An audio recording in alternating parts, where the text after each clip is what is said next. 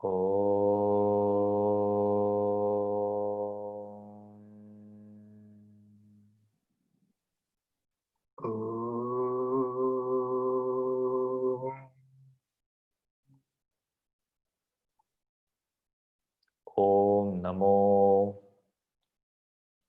Om Namo Bhagavate Vasudevaya. Om Namo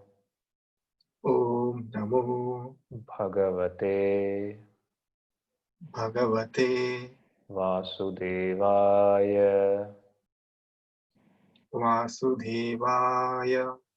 Om Namo Bhagavate Vasudevaya. Om Namah Shivaya. Om Namah Shivaya. Om Namah Shivaya.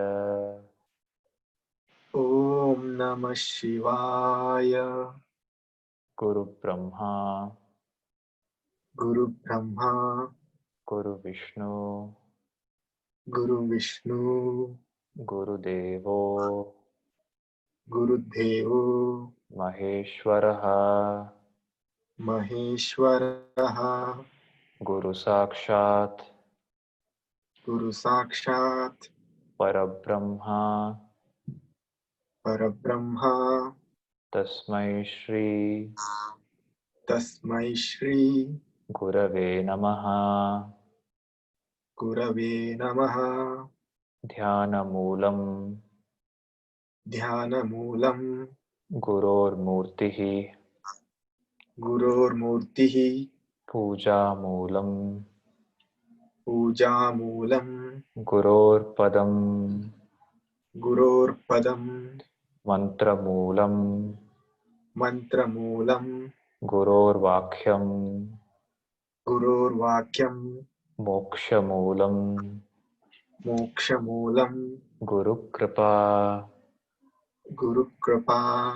Harihi Om,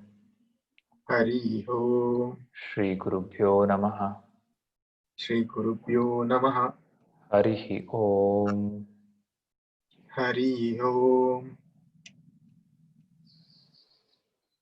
My pranams to all. Slowly open your eyes.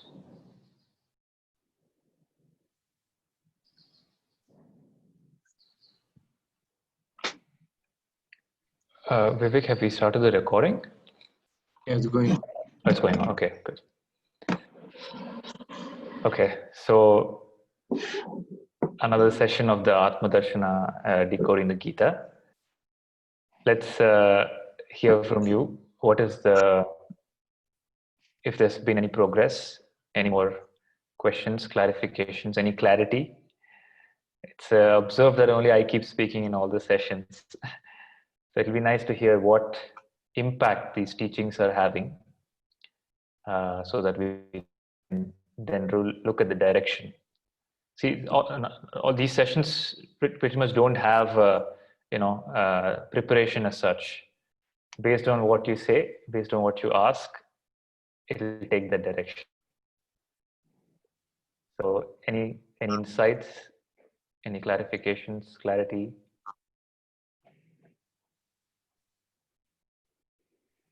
Things are becoming more clear confess, or more confused? Yes. I must confess one thing, Krishnaji. I was actually, I got a bit too excited about, the philosophy, and then I thought, okay, let me look at. I personally come from, the Vishishtadvaita philosophy, so I was trying to kind of understand how it is, how it compares or doesn't compare. Yeah.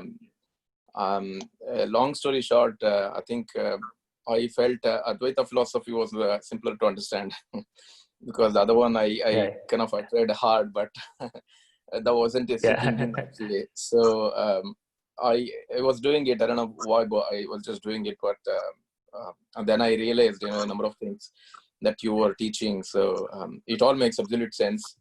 And so I'm really grateful to have met you. Right. Yeah, Thank you. that I wanted to share. So all the teaching, so the system of teaching, I come from a Vishishtadvaita background as well, from the family side. Then I got exposed to Advaita. So there are the teaching is the same, but the masters teach the realization depending on the audience. So it's the philosophy of Advaita, Vishishtadvaita, or Dvaita, they all have the same roots of non-duality, but depending on the stage of the disciple, it is told in a different language. So for somebody who's very body oriented, to tell that your consciousness will not, they'll be like, well, how can I be consciousness? How can I be God? So you have to handhold them from, okay, you are different from consciousness. There is duality. Then move them to that duality is not the way you see as complete separatedness. There is some connection, which is called qualified duality, which is called as Vishishta Advaita.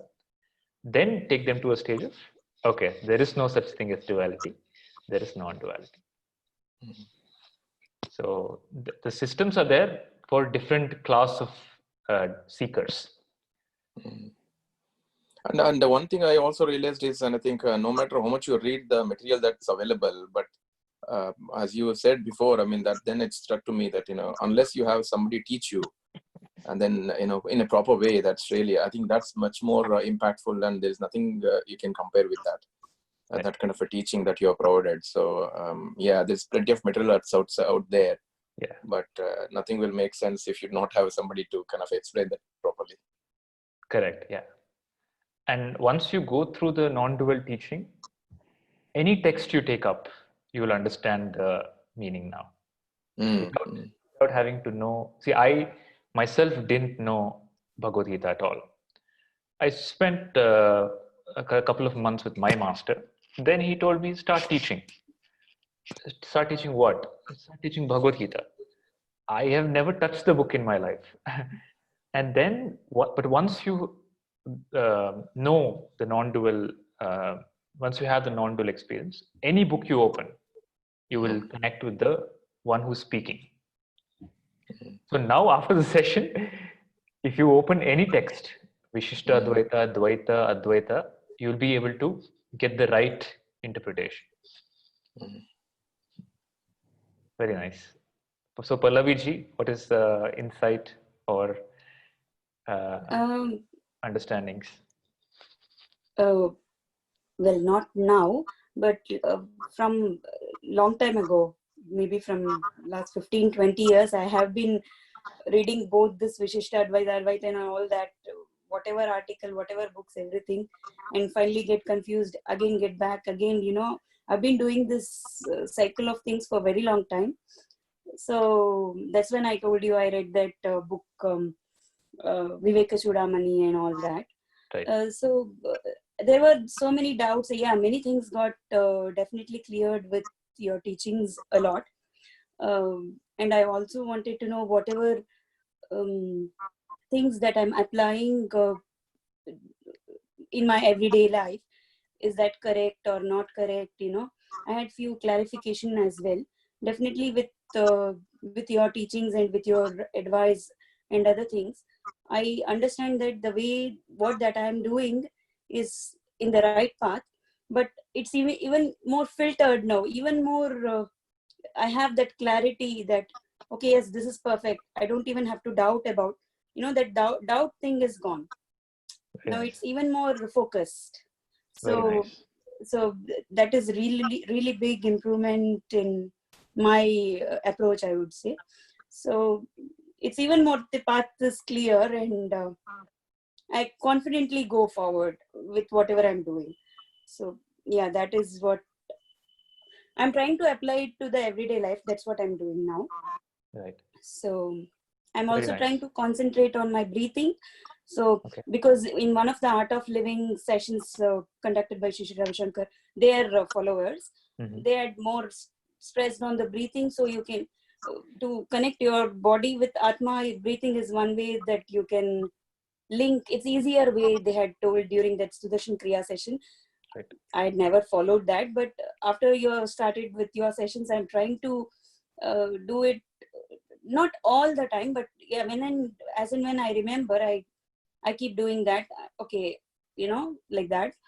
So Right. I'm trying to apply it more practically while I'm either washing vessels or walking or just listening, or I try to remember it and then apply it. So that's really helping a lot. The clarity is the most thing that I really, really got in these sessions. Right. I'm really happy and thankful for you for this kind of clarity and this thing that I've got. Yeah. Thank you. Very nice. Very happy to hear what you said. Anybody else?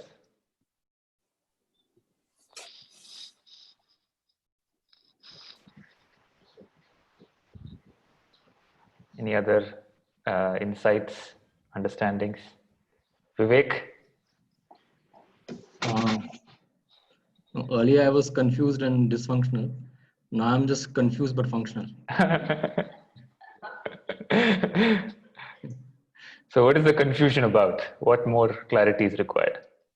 No, I've always had this air gap between me and the world, like right from childhood. That air gap just seems to have increased big time. Like so if you remember this first part in the Matrix where Neo is staring out of the window, he's getting scolded by his boss. Right. And he's like, I'm kind of dreaming this and just waiting to get up. Right. I have always felt like that, but now I just feel like that all the time. Like everything is a dream, or that you have to wake up? I have to wake up. Everything is a dream. So even when I'm doing a very small menial task, that feeling is constant. That's not confusion.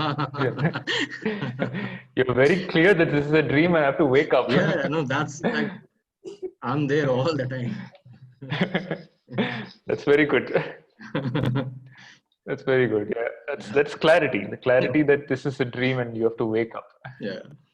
So you're clear you're in a prison.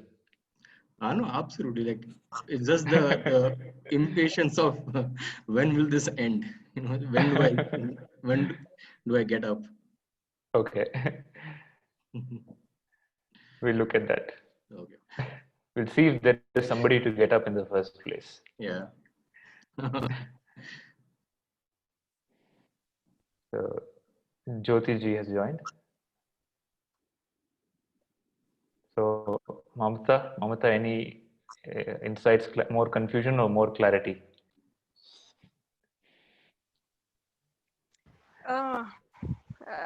I did realize that I had a lot of confusions, and the path on which you introduced us made me go and read a lot of stuff, and I have been doing that for last couple of months. So I started reading some of all these Vedanta studies and all, but because you had given this clarity, it was easy to understand. But I also still trying that, okay, who am I get that, but then so what? It's like, so what? How does I still have to do the duties of this body that I'm given? So how do I apply that knowledge to be better at to perform the duties of my body? And that's where whenever I have difficulty in facing the situation, I question myself, or I tell myself that this is all Maya, and then you are just doing your role there. But still it becomes challenging sometimes. It's hard to apply that knowledge, but I think that is what will take time, because the mind, as we have discussed in the past, is conditioned in a certain way, and now you have to recondition it, and that won't happen overnight. So you have to kind of feed it every day. And I hope eventually that will become my permanent nature. So, but I'm still on that path. So, you said that Shravan, Manan, and the third word, which is Yes. Niridyas. So I'm still in that Manan stage, I would Hmm. say. And but yeah, but I'm hopeful Right. that I'll reach where I Right. want to reach. So yeah, so That's that a very good improvement yeah, from being in a place where you don't know anything about enlightenment, yeah, and whether to think that okay, it might not happen to me, to come to correct, a stage where okay, it might happen to me in a few weeks is a correct. very good improvement. Yeah. Yeah. Very nice. Anybody else? Yeah, Krishnaji. So I was thinking about what Vivek ji just told, it's always in a matrix. So I want to get to that level. Okay. I keep forgetting that, it remained with Okay. me for some days. And then I have to remind me that everything is mithya or maya. And I would like to go to that stage or level where, you are always aware that everything happening around you in this physical world is, um, and I also want to understand, I try to close my eyes and feel this awareness, non-duality, who am I thing, it's beyond a level or above a level of your mind and body. So is there a way, or a practice I can do every day, and kind of it remains with me all the time that I am not the body, I'm not the mind. As a person, I would say it has given me a different perspective altogether after attending your session. Thanks for that. I have become more compassionate as a person, I would say, because there is, everybody is same, there is no, it's non-dual, and less emotional. I become not so excited, the things that happen to me, I'm always in kind of, emotionally always at the same level, irrespective of what's happening or what's going to happen. Hmm. Yeah, that's my take. Yeah, but I want to, go to the next level. I would say I want to be in that matrix, and feel that confusion, like Vivek ji just said. It's a very funny place. You find everything very funny. Yeah, but that's the reality, actually, right? Be careful what you wish for. Yeah. Sometimes people are saying very serious things to me and I want to burst out laughing, but I control myself. Because I might have offend the other person. And yeah, and it has made me a quieter person. I sometimes I want to speak something, and then I realize, I should better keep quiet and shut my mouth. And That is a very, very significant um, spiritual progression that you've had, yeah, that definitely. you don't want to speak. Yeah, at home, my wife also says that you have changed a lot. Oh, then I absolute. Yeah, I The mean, mild feel you've got, it's done. that's right. Yeah, Very nice. Very nice. Uh, So, Krishnaji, for yeah, me, to yeah. explain my experience, I think for me from past, from the time where I'm getting into these sessions, the pace of my life has been reduced.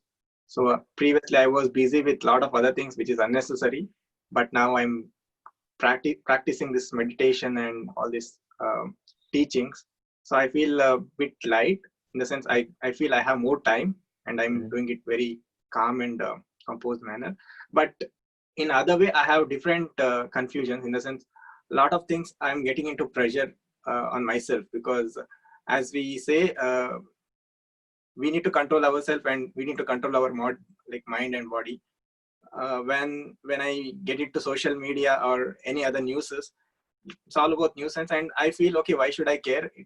uh, it is non-duality, right? So uh, everything has everything is happening for good thing, but sometimes I feel in other way I'm not doing anything. So this is what, from my perspective, but I feel I'm going in the right direction, but I need some more time. Very nice. Yes, there is actually nothing to be done. The only thing that has to be done in this lifetime, and if you have the opportunity, is to realize the self. Okay? Once the self is realized, then the nature of the self is peace, love, and compassion, and wisdom. There are four qualities of the self, of the Brahman. Shanti, Param Shanti, deep peace, Gnana, wisdom, clarity, Prema, love, and Karuna, compassion. Once the self is reached, all this will naturally spread without the individual's desire or effort. Effortlessly it will spread.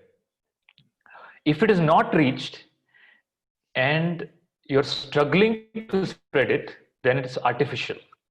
It can't be sustained. You know what I mean? So just focus on realizing.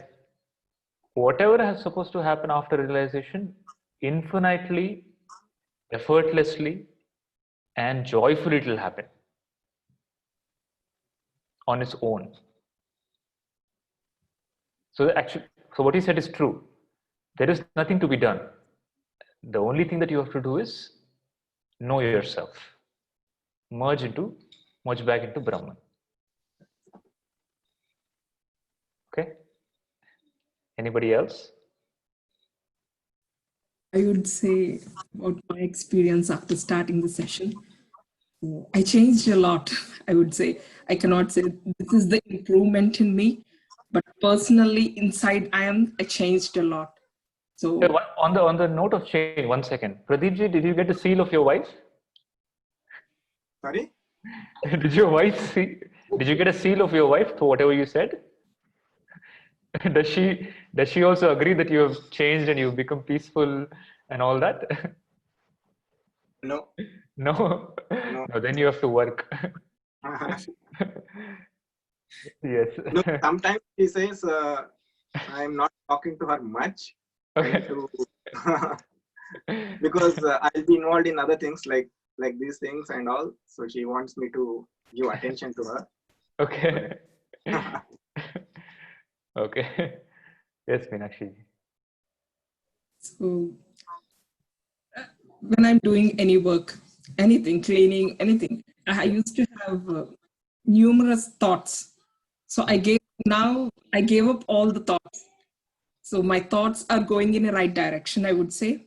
Mm-hmm. And learning learning me myself and improving patience. Okay. So I lost my patience in Okay. 5 years a lot. So in my childhood, I used to be very silent, very calm girl. And after work, marriage changed a lot. Okay. And now I'm trying to be more patient. So it's improving me. But yeah, I just want to know about the meditation. I started meditating, but it's stopping somewhere. Sometimes is it going in a right direction? So what we need to do? So there are many questions in mind, like so many people says that when we are meditating, generally they will get answers through meditation. So what is exactly meditation? What are the stages? What will be the first stage and the next level? So sometimes we will be very calm, focusing on something. We feel like, are we sleeping or we are in the conscious state? Right. That also I got in my mind. So I want to start meditation, but with clarity I need. Okay. So we'll take that up. Let's just complete this round. If anybody else has any feedback or questions, and then we'll address this question of meditation, and we'll start the session with that. Anybody else before we take up this? Tanvi, did you go through the videos? Did you do your homework?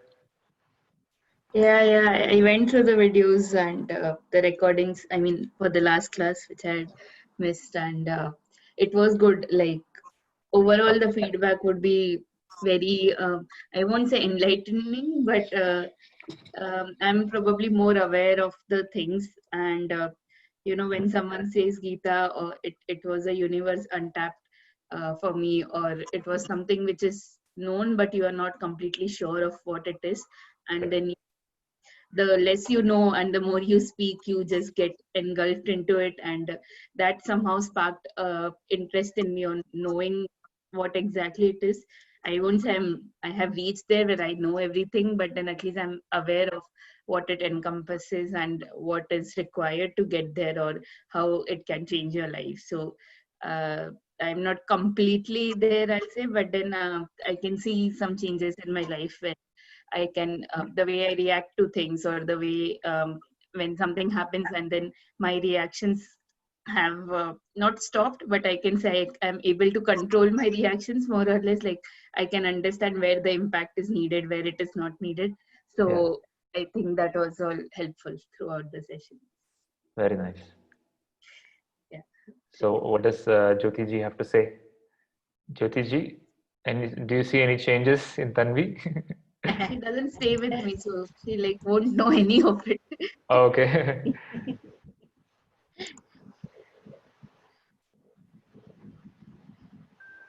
हाँ, ज्योति जी कैसे हैं आप?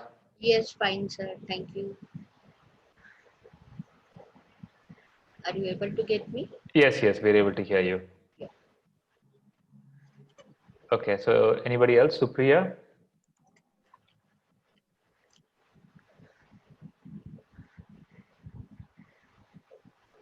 Okay. Fine. So if somebody does have any questions, we will take it up after addressing this question of meditation. So a few things that we have to clarify in the discussions that we had right now. One predominant concept was the concept of stages. I am here. There is the concept of growth, the concept of stages in spirituality. Then there is a body, about the body, which has roles, functioning of the body in the world. Then the mind, controlling of the mind, and the spiritual teaching, a balancing of all this. How do I, whatever you have said is good, Advaita and all that is fine, but it doesn't make any sense when I'm in the hospital, or when I'm in the, when I face some turbulent situation, or when I'm having a client interaction. So where is that equanimity coming in? The body, mind, and Jnana. Then we will look at what is meditation, what is Dhyana, what is the purpose of meditation, are there stages in meditation, what is the effect of meditation, and focus on, and we'll only spend very little time on answering these questions. Mostly we'll focus on Atma Jnana.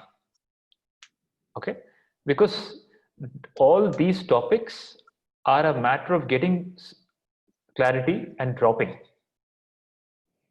They're not to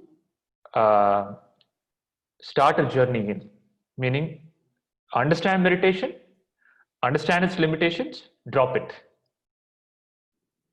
Okay, not that understand meditation, take it up. No, understand meditation, understand the importance of Jnana.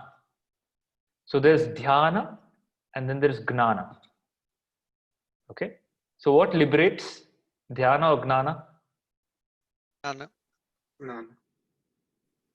The Dhyana is only preparatory to Jnana.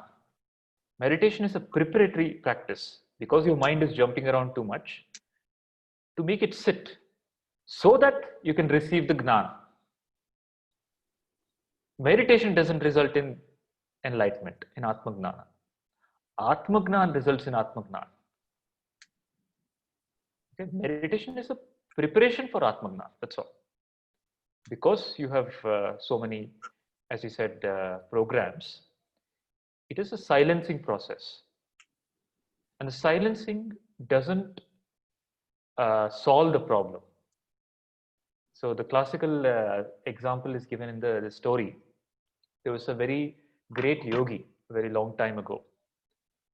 And he used to spend hours in meditation, in absorption, in samadhi.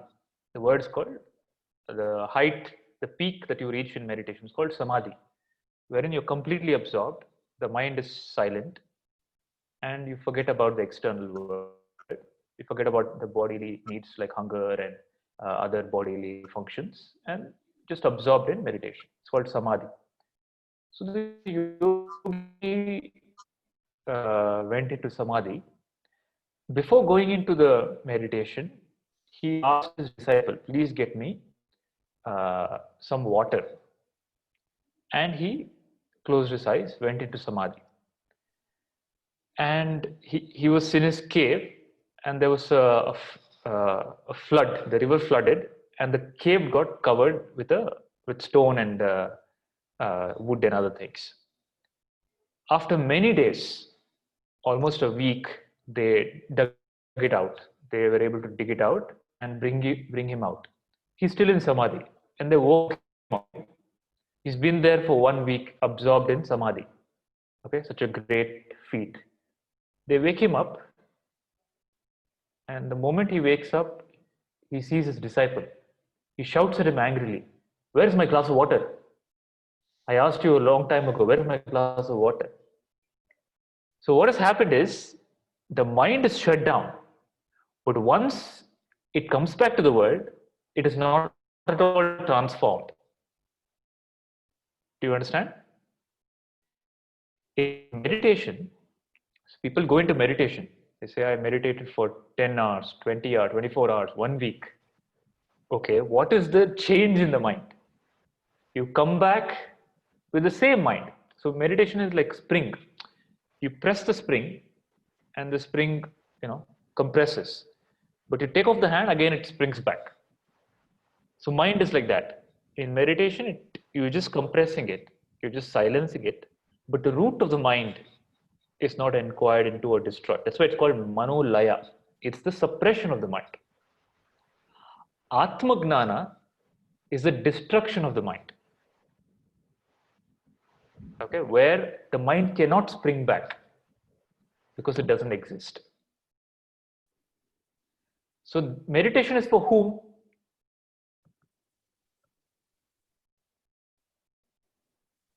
For whom is the meditation? Who has to meditate?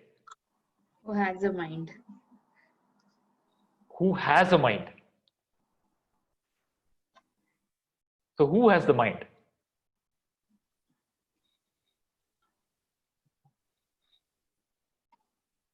Tanvi, you said who? The one who has a mind has to meditate. Thinking on it. Huh? I'm thinking on the next part of the answer. So does everybody agree with her? The one who has a mind has to meditate. Is that the right answer?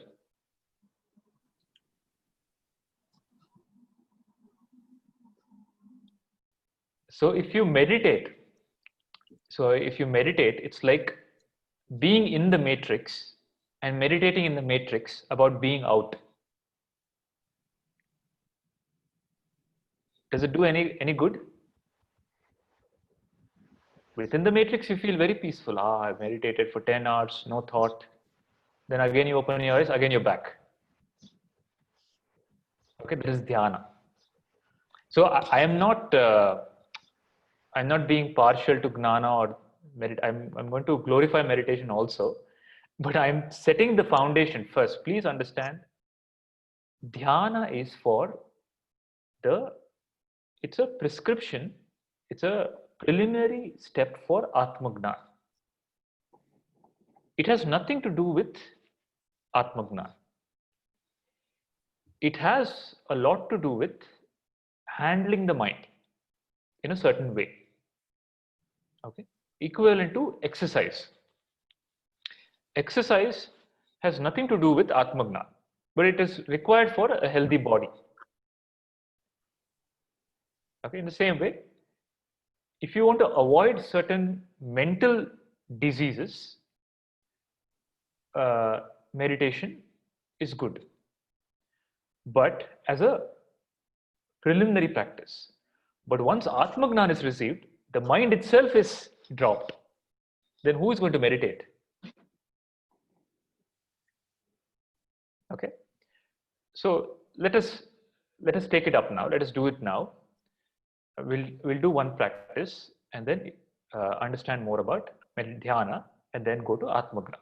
So first understand there is dhyana, which is popularly known as meditation, and gnana, which is Atmagnan. And dhyana, there are many practices. As many masters you go to, those many practices will be there. And Lord Shiva himself gave a lot of, there's a text called Vijnana Bhairava Tantra. I think it has over 108 meditation practices. Gave various meditation practices to explore the powers of the mind. Okay? Then there is Atmagna, to realize the self, to go beyond the mind. So dhyana and gnana. So dhyana popularly is known as meditation, wherein there is a physical closing of the eyes and either observing the mind or observing one thought. You either take the thought as light, or you take the thought as body. You take one higher thought, you hold on to it, okay? And you make the mind silent. The end goal of dhyana is silencing of the mind. Okay? The end goal of gnana is elimination of the mind, annihilation of the mind. So the question in Meenakshi ji is, what do you want? Do you want to silence the mind temporarily, or do you want to annihilate the mind? First thing is to control the mind. Mind cannot be controlled. Okay. So maybe silencing it. Nobody has been able to control the mind. The nature of mind is uncontrolled, to be uncontrolled. Mind cannot be controlled. It's like telling fire should not burn. The nature of the mind is, it is producing thoughts. Yes. Okay. When you say, I want to control the mind, what do you mean? Means maybe molding into a right direction. So giving up all the unnecessary thoughts, silencing it. When you say control, your definition of control is, I want it to behave like this. I don't want it to behave like this. Correct? I want it to behave like this, and I don't want it to behave like this.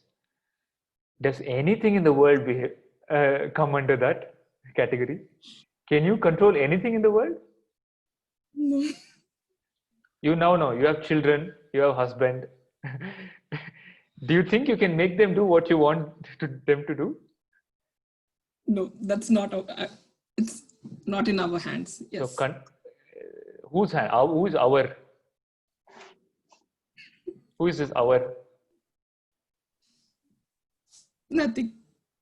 I'm not the mind. If you're not the mind, why do you want to control the mind?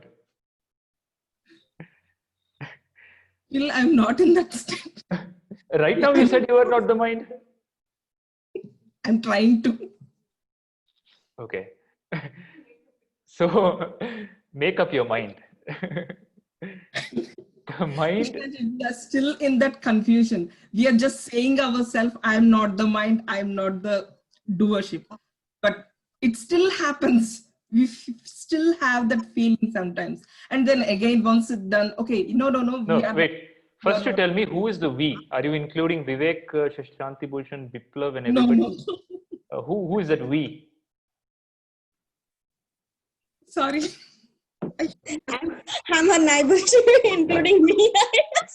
You're including Supriya ji also. She doesn't have doership. Why are you including her? Why are you including Pallavi and Prasad ji and all? So rephrase the sentence correctly. So sometimes I feel I am not the mind, I'm not the doership. Okay. It goes and control myself and telling myself I'm not. I can give you an example. So now the world is in such a disaster about this virus and all. when we see the news, so we will say sometime, we will tell to ourselves, it's not, we? Sorry, I'm including my husband, maybe. No. How can Don't include. for all you know, he might be enlightened. I'm Especially after getting married to you. So I get a feeling that world is in a disaster, feel bad about people's situation, people, what they're facing, the problems and all. Okay. And realizing myself, it's nothing we can do. It's the process going on. Okay. But it's like going forward and coming back to the place, going forward and coming back to the place. So. Okay. Who is going forward? Now you are not going. You are in lockdown. No? Can you go anywhere? Yes, we go out. you go out, but you can't go far, no? No. Not out of the country, but we don't have much restrictions here. So you said we're going and coming. Who is going and coming? I cannot answer this. Krishna ji, instead of obviously, I think instead of controlling the mind, maybe she wants to say how to tune the mind when situation changes, or maybe something like that, maybe. So yeah, not to control. Why are you taking over her problem? Huh? Why are you taking over her problem? No, I'm not taking her. I'm not taking her problem. So this kind of question even I keep coming across. So instead of, I understand we can't control the mind. I agree with that now. So you instead agree of we can't control the controlling, mind? Huh? You agree we can't control the mind? Yes. Who yes. is we? Okay. Okay, People can't control their minds. Krishna ji, as we live in a materialistic world, so like wait. We live in. I don't live in materialistic world. Who lives in materialistic? People cannot control their minds. Because we are having we means I can say I have a family. So what happens when we speak something, we try to imply in our own day-to-day life. So if we, like for example, meditation, sitting like for long and doing meditation means I feel like when I'm doing some work, I can meditate. Is that a correct way of doing meditation? Like when I'm doing like cleaning, or when, so I can meditate or job something in my mind to control myself. I do like that actually because of lack of time. Whatever you do by saying I do something, can that be meditation?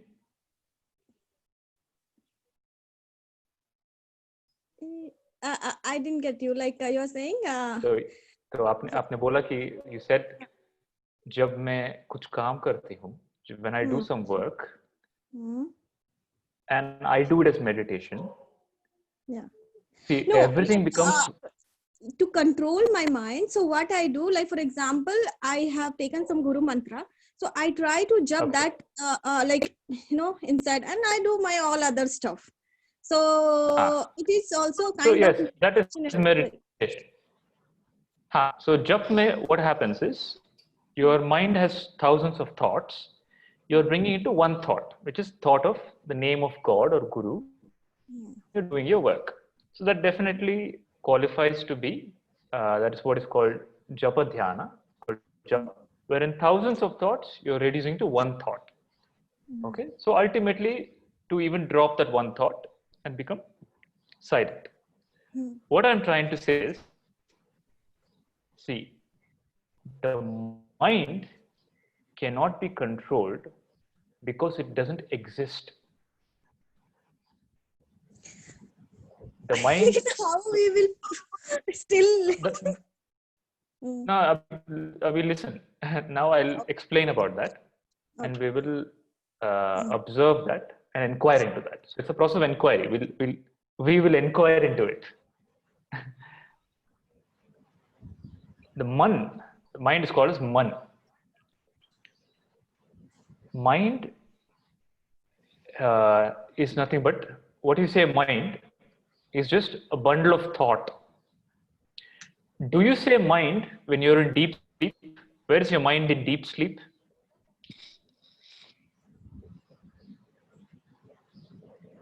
Is there a mind in deep sleep?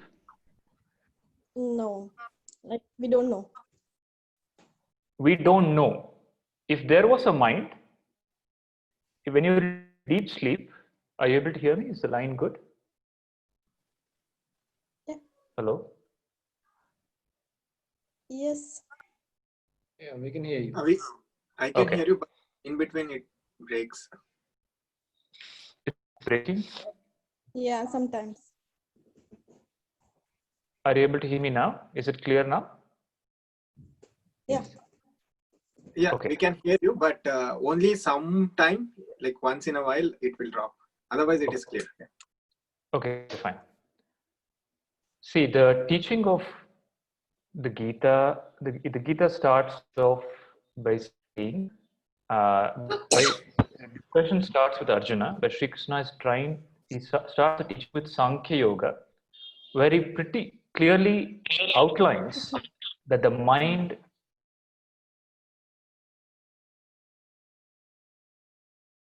appearance in consciousness. Okay, the body and mind are appearance in consciousness. What is making you feel that the mind is real is thought patterns. The thought patterns arising, which have got illuminated by the power of consciousness. So today, let us decipher the mind. Before deciphering the Gita, today let us decipher the mind and see through the mind. Once you see through the mind, you will realize that the mind is just an appearance. It's not a reality. Okay.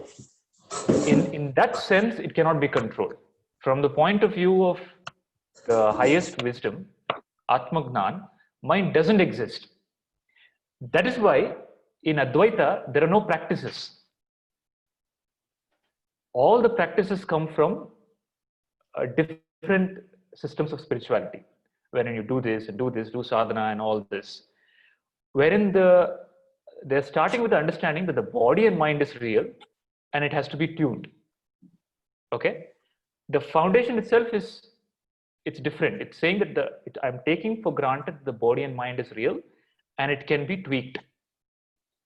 But Advaita says body and mind both are unreal. And what is the point of tweaking something? What is the point of putting your effort on a mirage, on a shadow? It's like trying to catch a shadow. That is why all spiritual sadhana is like trying to catch the shadow, because you're working on the body and mind. Okay? You're trying to catch something that's not there. Instead, realize what's the truth. Is the first point clear? Is this much clear? The body and mind are an appearance in Brahman. To give you a very easy example, let me share my screen. Are you all able to hear me? Okay, 1 second. Let me just show you an example. 1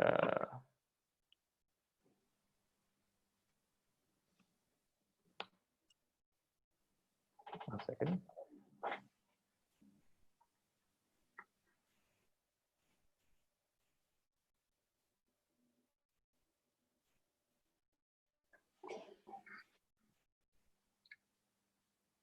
Okay, I'll just share my screen now.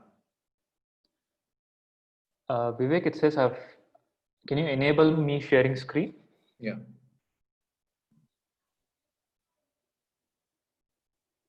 Check okay. now. Yeah, I can share it now. Are you all able to see this? Yes. Yes. Okay, watch this.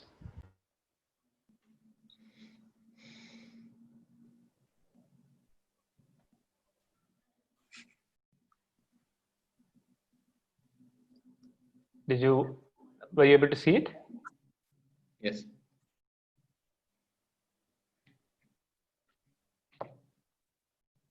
So you've seen this, no? You see this picture? Okay, I'll just stop sharing. So when you, has anybody tried on VR set? Yeah. You've tried on, right? And you you feel like you're sitting on the roller coaster and you're shaking and you get, you panic as if you're really, falling down or things like that. That is exactly the state of the world. So imagine in the future, the VR set is able to also stimulate sensations. Right now it's only visual, audio visual. If you put on the set, you will see as if you're in some place and you will hear as if you are hearing the things. Maybe in the future there will be the set where you can, if you touch something in the virtual reality, you will feel as if you have touched it. Then how will you tell the difference between that and reality?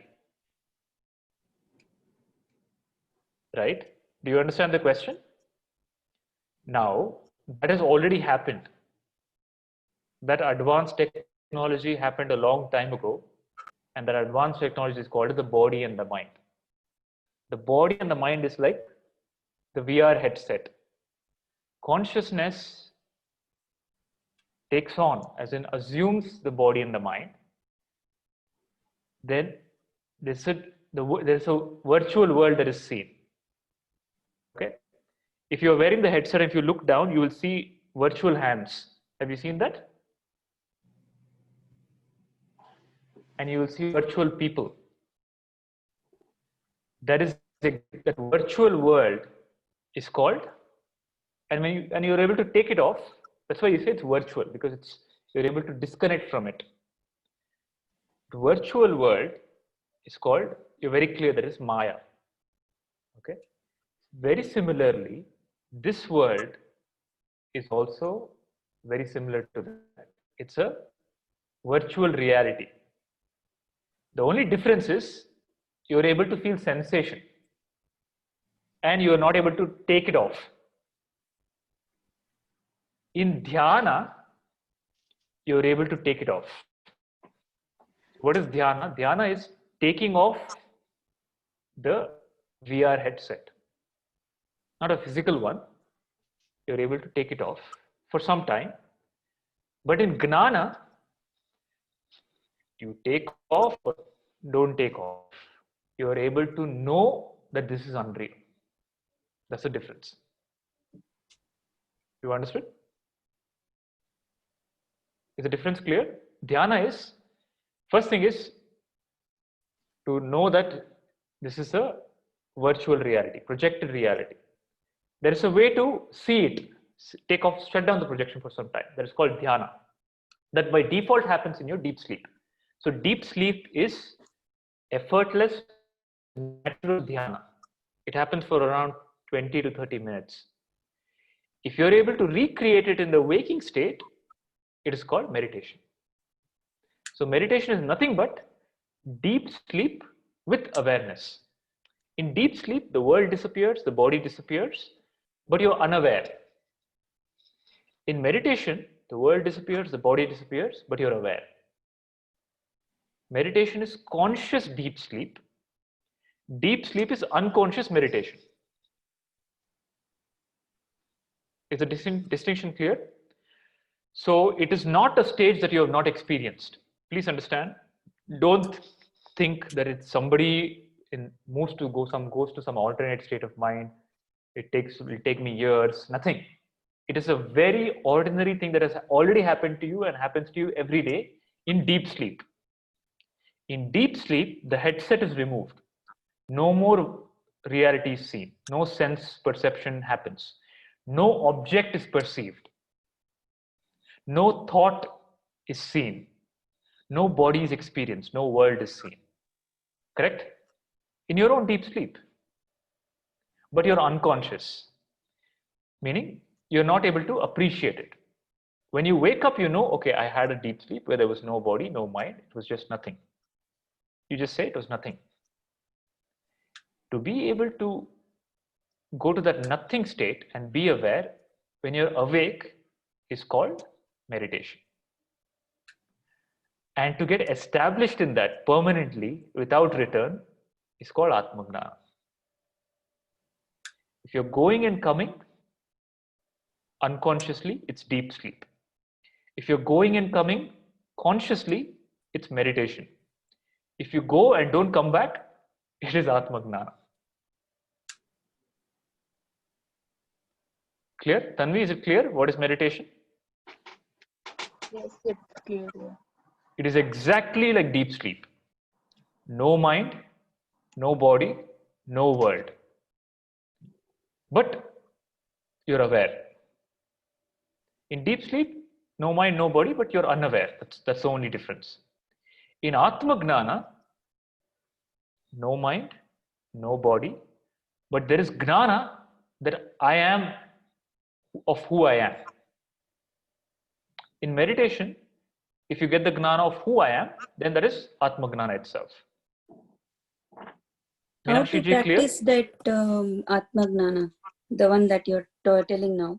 For meditation, we have a method. Okay, you sit in a place, you be aware of stuff, and then you get into meditation. So is there a way for this kind of Atma Jnana that you're talking about? Atma Jnana. So the way for Atma Jnana is, the Sri Shankaracharya says in one of his songs, Sat Shravana Matrena Brahma Jnanam Yato Bhavet. Meaning the only practice required for Atma Jnana is headset. Listening. By listening to the teachings of the Atma Jnani, you get Atma Jnana. So somebody from the outside of the matrix comes and pulls you out. That's all. What can the person inside the matrix do to get out of the matrix? Whatever it's done, it will be within the realm of the mind. You understand? So the way out is the receiving of the teaching. Once it is heard, it's done. It happens like that. It's not a process. Okay, day 1, day 2, day 3, 1 month. No. That's why Atma Jnana doesn't have a timeline. Because Atma Jnana is about dropping time also. Time is also a concept of the mind. You understand? Did you get the answer, Pallavi-ji? Yes, yeah. So what is the practice for Atma Jnana? Listen more to your teachings or these kind of teachings. Jnana. And yeah. The moment you get Jnana, it's over. Okay, and which is your own experience. In your deep sleep, or for example, in your dream. Now, we spoke about deep sleep as an example for meditation. Let's say in your dream, you become aware that it is a dream. That moment itself, it ends. You understand? Just the awareness that it's unreal, it puts an end to it. Understand? In the same way, the Jnana is what ends this Maya. The solution, the pill for Maya is Jnana, Atma Jnana. And there is no other solution. Clear so far? So we will deep dive into how this is a projection. Okay, and all this should not be okay. Somebody told and I heard. No, it should be your own clarity and your own understanding. You should come to a conclusion. Yes, this is how it is. To come to that conclusion, this process of elaboration, and this process of elaboration in Vedanta is called as prakriya. Have you heard of the word called Prakriya? Prakriya means it's a process of having a dialogue with the disciple. The master, it's a tool used by the master. Okay, in corporate we use tools, various sales tools and management tools.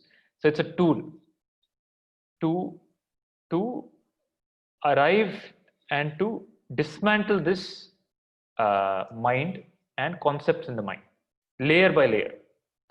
Once it's done, it cannot be reassembled. There is no going back. So you have to be sure you want to go ahead, because once you're out of the matrix, you know in the matrix, he eats the food, he tells, oh, I know it's fake. You'll come to such a state, the taste will not taste good anymore. You cannot give reality to anything. Everything becomes a game. Sorry, in one of your earlier sessions, I know I'm not supposed to go back, but in one of your earlier sessions, you had told all the tastes will look new every time. It will be tastier, but now in contrast, you're telling it doesn't taste. I didn't get it. These are We are very particular about tastes. No, Did you it's say, not Vivek? about taste, but just the concept. Yeah, what did you say, Vivek? So these are all coronavirus symptoms.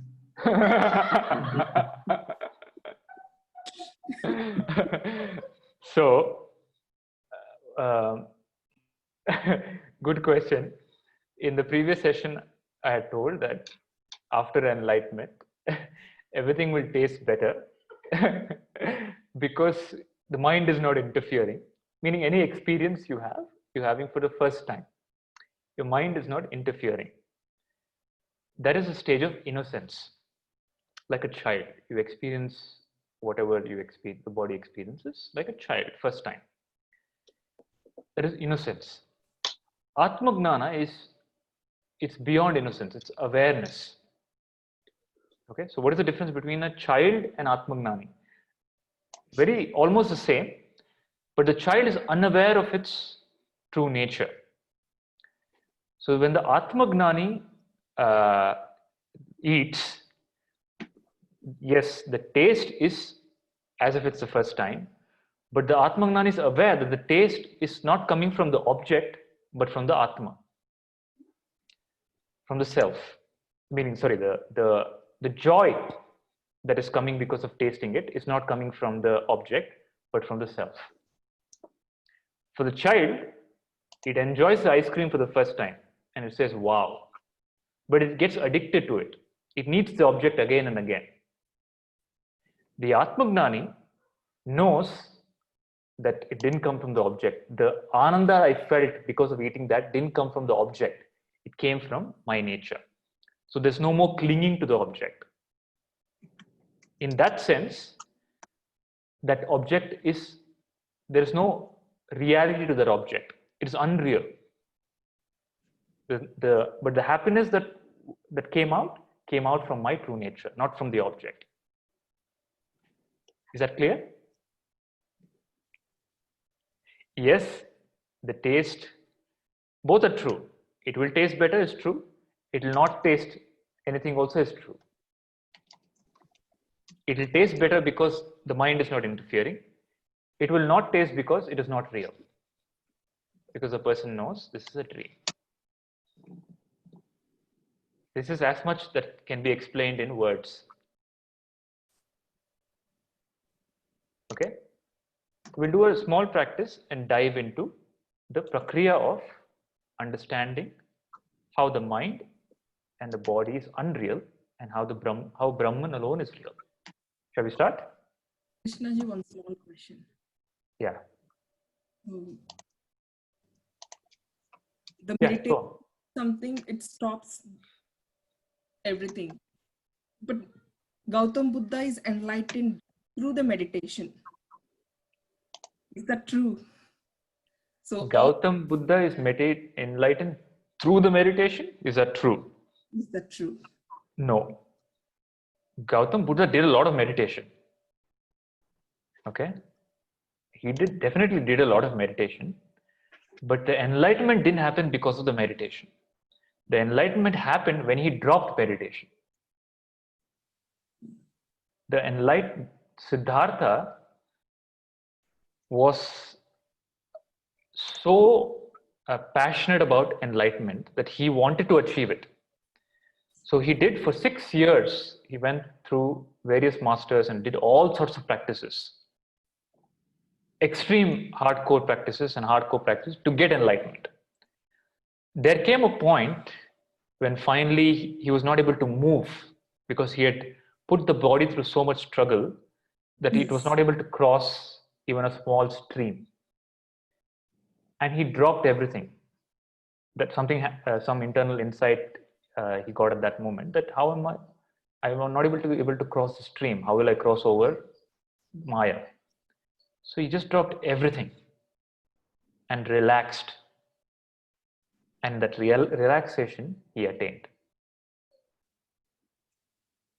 And Buddha himself, after enlightenment, he did not put meditation as a criteria for enlightenment. That's why it said, Buddham sharanam gacchami, Sangham sharanam gacchami, Dhammam sharanam gacchami. His way was, Buddha is the way. The enlightened master is the one who gives enlightenment. The Sangha, the satsang, is a support system for enlightenment. Otherwise, you will go back again into the world. Again, you will interact with people whose minds are focused on the body. You need to protect that knowledge. Like how when you put a small seed to grow, you put a fence so that no animal comes and eats it. Until the stage it becomes a tree. So that is the job of the Sangha, to protect that newly born wisdom, so that again it doesn't go back into the same mental patterns. Sangam sharanam gacchami, dhammam sharanam gacchami. Dhamma is the way you interact with the world. We'll talk about dharma later.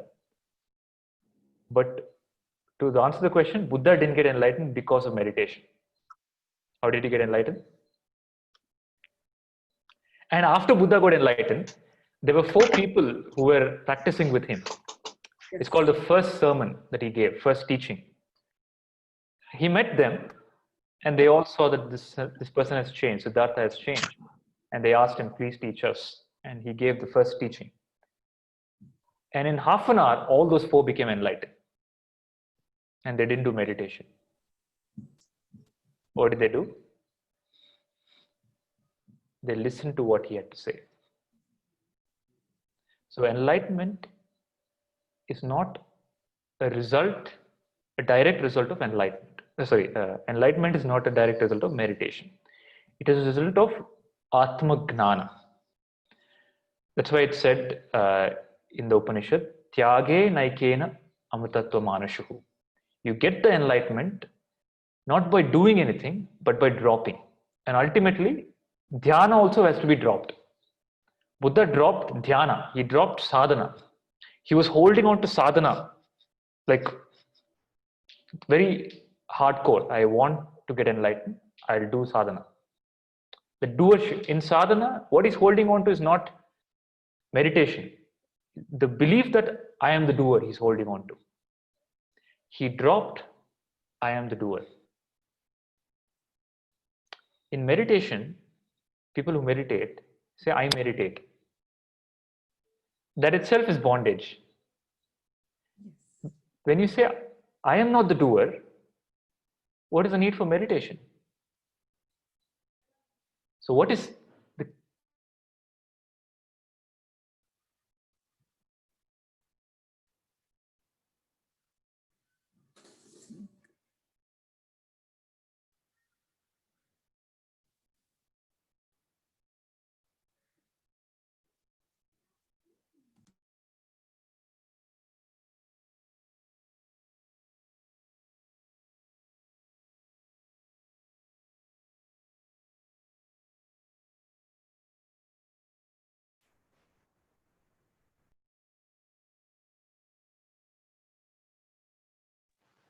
I think we lost him. Hello. We I think lost I cannot. Murli, I think. Yeah, we lost Murli. Yeah, I am back. Are you able Okay. to see me? Sorry, I just lost power connection. Are you able to hear me now? Yeah. Yeah, we can hear you now. Okay, so far is it clear? Yes. What is meditation is clear? Yes. Meditation is conscious deep sleep. Okay, the process of being aware and losing the awareness, or rather allowing the mind, body and the world to disappear. And it's a mental activity. Slowly it will happen. The more you do it, the mind and the body and the thought patterns, they'll silence down. That's the nature. It'll rise, it'll fall. If you become indifferent to them, they'll just silence down. That's all. They're rising again and again because of your involvement. Okay? Please understand. The thoughts are coming again and again because you have some interest in them. You derive either pain or pleasure. Both are a response. The moment you become indifferent, they do not rise. They die down. That is the process of meditation. Meditation is becoming indifferent to the unconscious patterns and taking the awareness to consciousness. Atma Jnana is listening to the direct teaching and going straight to I am consciousness, realizing I am consciousness. The object of meditation is not to gain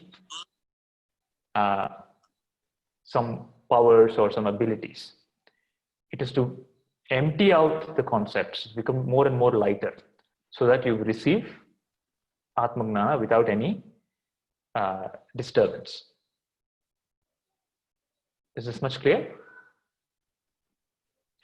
So let us do a small practice and then jump into the inquiry.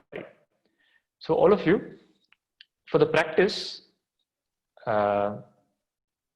this is what is popularly done in Buddhist practice is called Vipassana. I'll talk about that more later. Since we have very less time, I'll quickly go through the practice. I want you to sit in a comfortable position with cross-legged. If you can sit cross-legged, please sit cross-legged, and keep your hands either like this or this way on your feet. And during the duration of the practice, dhyana, you are not to move. You sit with the sankalpa that I am not going to move the body. If you have to move, you do it very slowly and consciously. Let's say you want to shift the weight on your legs, in between your legs. You do it very slowly. Do the movement, but very slowly. If there is an itch and you want to scratch, no unconscious movement. Very consciously, very slowly, you do the action, you come back. So any action that you have to do, first of all, try to avoid it. See if it can be avoided. If it can't be avoided, do it very slowly. Okay. At the body level, non-movement and non-reaction as much as possible. At the mental level, non-involvement with any thought pattern rising. So there are two ways you can do it. If you're able to just say, no, I'm not going to go into the thought. See, thought patterns are only of two types, like and dislike. Do not enter both. Just say no. If that doesn't work, have a positive thought pattern. Contemplate on the teachings of Atma Jnana. Okay, hold on to the thought. You can ask who is having the thought, or have the thought, I am consciousness, I am Brahman. Practice clear? Body level, non-movement. Mental level, non-movement. If the patterns are continuing, shift the pattern to Brahman. Clear? Clear, everybody? Shall we start? Okay, close your eyes.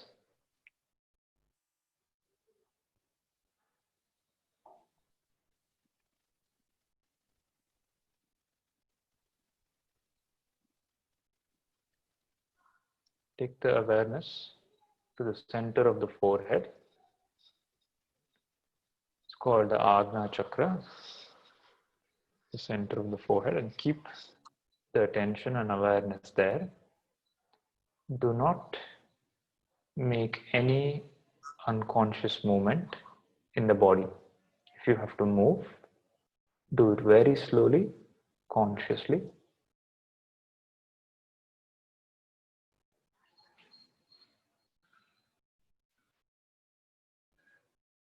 And do not get involved in any thought pattern.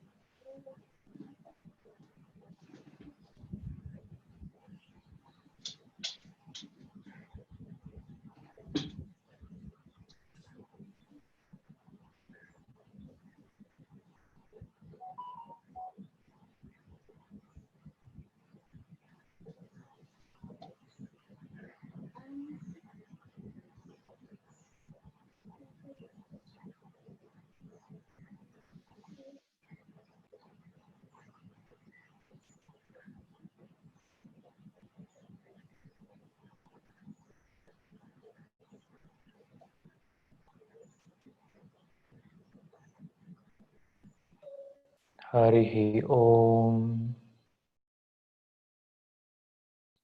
Shri Gurubhyo Namaha.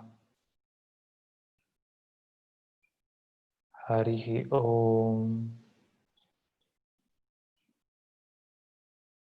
Slowly open your eyes. Slowly.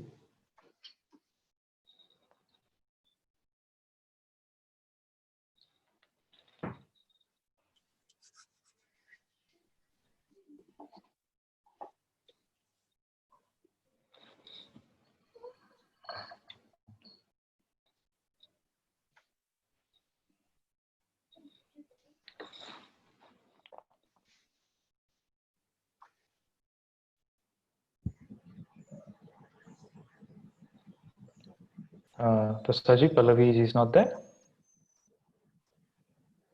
No, she had to go for driving lesson. So Okay, sure. Just before we started this, she left. Okay, sure. See, the body is over time starts having a lot of unconscious movements,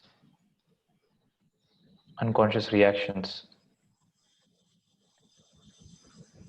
and the mind is mostly a lot of unconscious thought patterns. In meditation, one of the objectives of meditation is getting more command over them, so that your interaction, you're able to use them seamlessly in the world. Okay, that's why it's glorified. Meditation is glorified so much, because it enables the body and mind to endure the world better. To give an example, there was a monk called Thich Quang Duc. I think that's Thich Quang Duc, a Vietnamese monk. You might have seen his news came out a very long time ago, where he was in the middle of some protest in that part of the world, and he put the fuel on him and he burnt himself.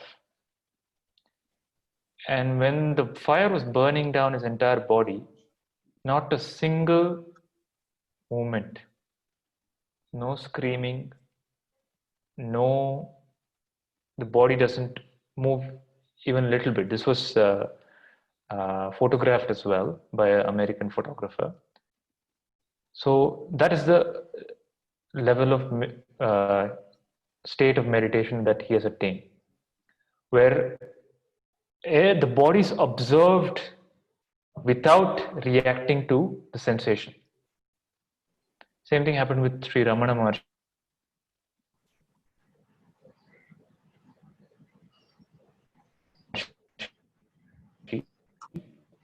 And Ramana Maharshi was operated, and they operated on him, observing the entire process in silence. And even the doctors documented that they felt deep silence. In that room, the silence in the room was, you could feel it like wind.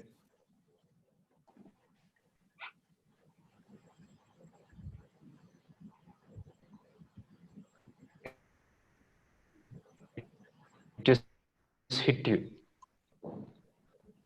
To be able to detach yourself from the body and the mind, so that they're more tolerant to the whatever experiences from the world. Otherwise, you get pulled down because of the experience of the world. Something happens to the body, the mind amplifies it. Something happens in relationship, some mental hurt, the mind amplifies it.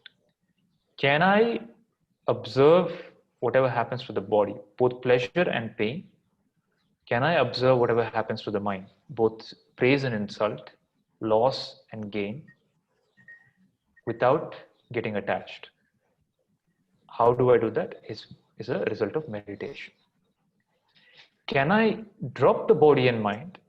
Can I altogether drop all my identities and become free? Is Atma Jnana.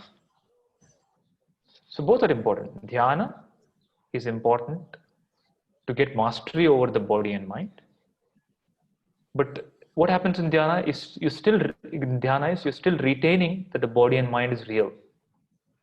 The thought that it's real is subtly there. But in Atma Jnana, the approach is different. You altogether drop the reality of the body and the mind. When I say drop, you see through it, you inquire into it, and you arrive at the realization that it's unreal. Is this clear? If you observe the body, just the sensation of the body long enough, you will realize that the sensations appear and disappear. You know the body because of sensation. No sensation, no body.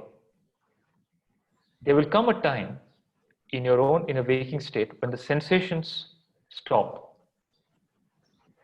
At that time, you experience yourself as bodiless. Okay? But that same experience happens in Atma Gnana through Gnana. You understanding? Are you getting the difference between Gnana and Dhyana and the importance of Dhyana and importance of Gnana? So what happened in this in the last few minutes that you did the practice, Vivek?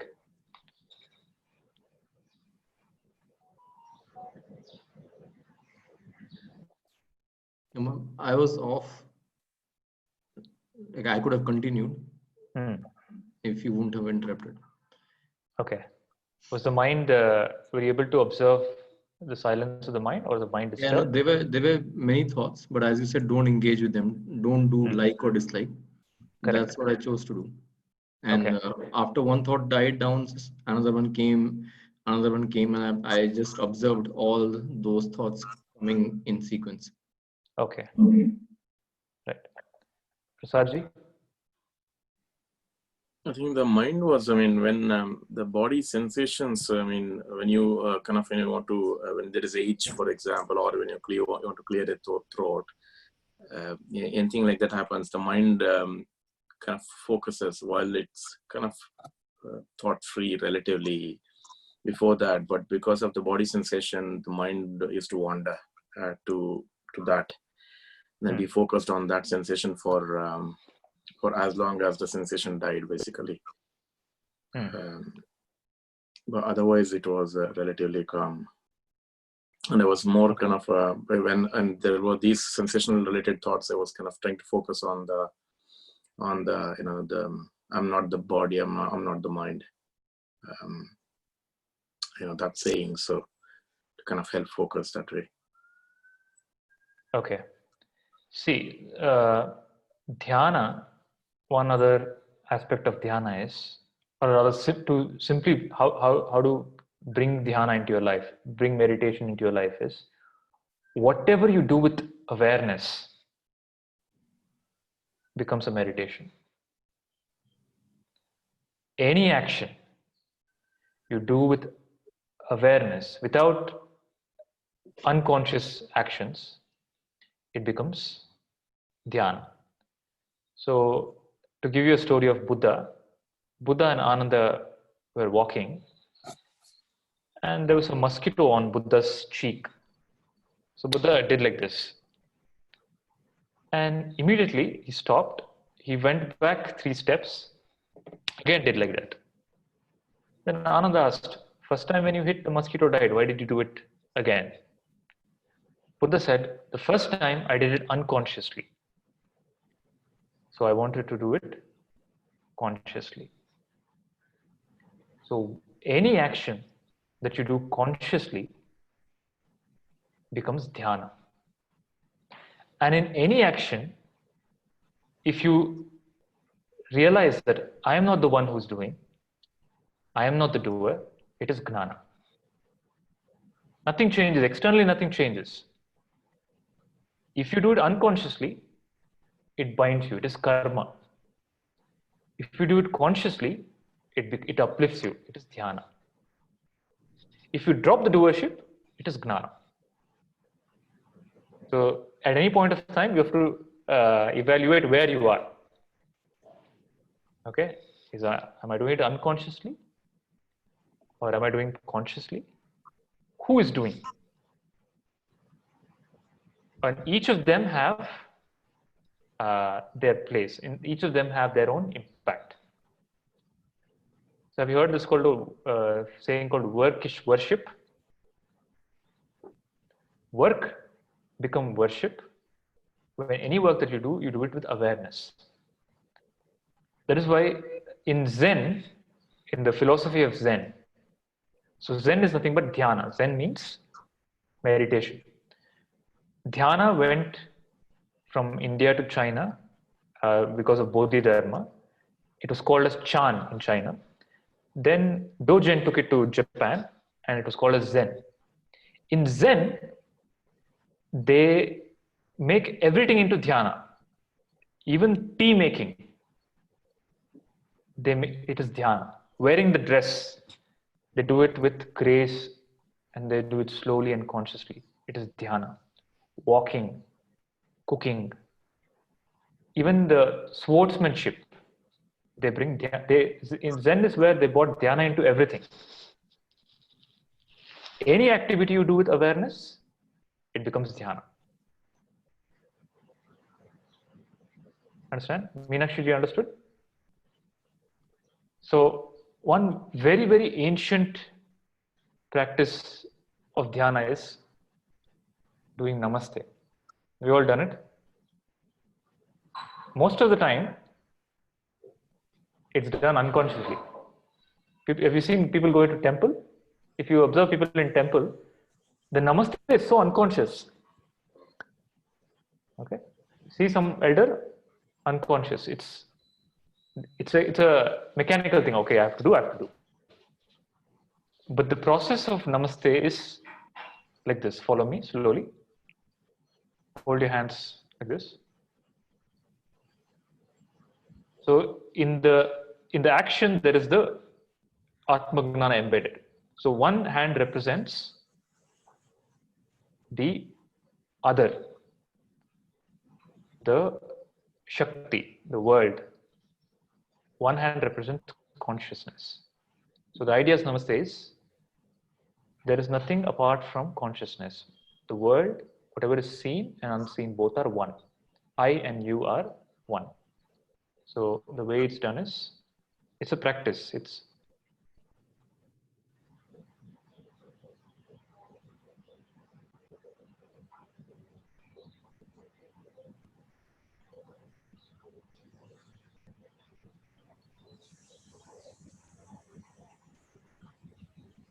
The mind become quiet. It's just a simple action. Whatever you do with awareness, I think I lost my internet again. 1 second, let me just connect to my phone. You're rolling. Okay, I'm already connected. Okay. So whatever you do with awareness, you convert it to dhyana. So by this standard, you can do dhyana throughout your waking hours just by bringing awareness. And whatever action you do with awareness, that becomes a puja, meaning it gets converted into divinity. Because it is no longer with the unconscious patterns of the mind. Is this clear? Is this simple?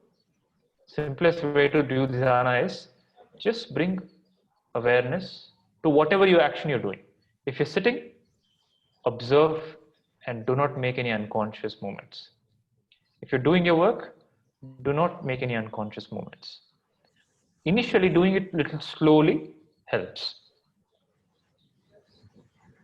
Okay, so if you just watch the videos of the practitioners of Zen, you'll find so much beauty. Even the simplest tasks they're doing, be it walking or making tea, eating food, everything looks so divine because it's conscious. Is dhyana clear? Okay, and Atma Jnana is through dhyana, the mind. One very why dhyana is given so much importance is in many traditions, even in the Sanatana Dharma, it keeps you away from unnecessary input. The more you're inclined towards dhyana, a meditator is more is far away from the interactions with ignorant minds. So further poisoning is stopped. Okay, that's why they go into mountains and caves and all that. Not that if you go there you will get enlightened, so that the poisoning is reduced. Okay, so the more you're secluded, so now everybody is forced secluded because of corona. So the amount of poisoning that would have happened to you in the last few months because of interacting with the world, you have avoided that. That is one beauty about this corona lockdown, is that we have avoided so many rifts in relationships or inputs from the external world in person. Of course, it comes back through with social media and TV twice as much, but that personal interaction, personal influence has stopped at one level. So the meditator is sort of protected from the external poisoning, but that's not enough. The next level is his own self. His own mind becomes the enemy. It starts with its concepts and ideas. That has to be uprooted because of Atma, through Atma. Okay? Meditate, but Dhyana and Atma, if they go together, that's the best possible scenario. So any doubt before, and we don't have much time, but any other questions before we close this topic of Dhyana? So Murli, when you say doing things with awareness, so that's like focusing on the action that you are doing at that point of time, right? Or is it different? Correct. So if that is the case, then if I am doing the same action multiple times, of course, with awareness, eventually it becomes an unconscious reaction because you are doing that repeatedly. So, right? So then it becomes unconscious. So then in that case, how do you differentiate between dhyan and doing it unconsciously? No, if you're doing it mechanically, it is unconscious. It's not dhyana. Then you have to take a separate time off to do it consciously and with awareness. See, don't worry about. You cannot avoid action. One thing. Correct. Nobody can avoid action. Yeah. Action will continue whether you do it consciously or unconsciously. There are some obligatory duties that we have to do, like getting up, cooking or eating breakfast, Yeah. taking care of the body, taking care of our survival. All that will happen. The spiritual teaching is try to cut down on unconscious actions of the body. To give you an example, there are some unconscious habit patterns that the body would have formed, which is harmful to the body. Okay, like overeating or eating a certain kind of food that is harmful to you, addiction, some intoxicant of some sort. So dhyana brings ability to abstain from that more. That's all. But in Atma Jnana, the Atma Jnani will not go to the effort of, okay, I need to stop this. Because it's harming my body. They altogether drop the notion that I am not the body. And whatever patterns the body has, it will continue. That's why you see, to give an example, there was a master called Nisargadatta Maharaj, enlightened master, who used to smoke. Okay, he's established in Brahman, but the body has some habit pattern of the body is continuing. But the doership has dropped and every association with the body is dropped. But some pattern of the body is continuing.